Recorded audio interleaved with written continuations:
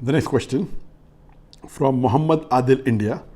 My father left me when I was 18 years old and I had no one to look after me. My mother left me when I was 11 years old. I stayed as a paying guest and worked to survive.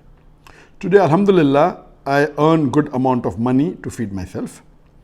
Now father asked me to give money to him on monthly basis, which will be around 5,000 to 6,000 rupees per month. Should I give the money to my father as my father didn't take care of me? The brother asked the question that his father left him at the age of 18, mother left him at the age of 11, they did not take care of him, and now he's got a good job, he's earning good money, and father is asking monthly approximately 5,000 to 6,000 rupees, should he give him or not? I do not know the reason why the father left you. But even if I agree for the sake of argument hypothetically that he did not take care of you. If he did not take care of you and if he did not do his duty, that doesn't mean that you should not do your duty. You as a good son should do your duty.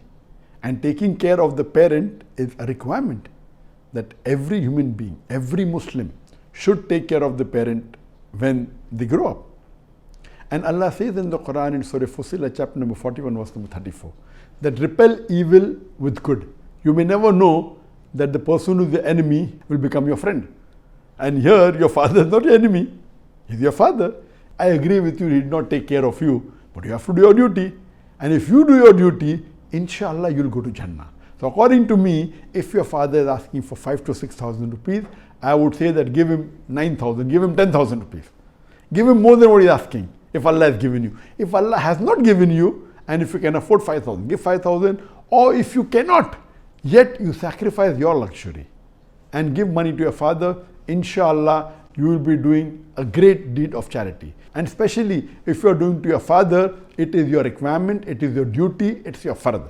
So my suggestion to you is that if he is asking for 5,000 or 6,000 rupees, give him much more, give him 10,000 rupees. Inshallah, that will benefit you in this world as well as the akhirah.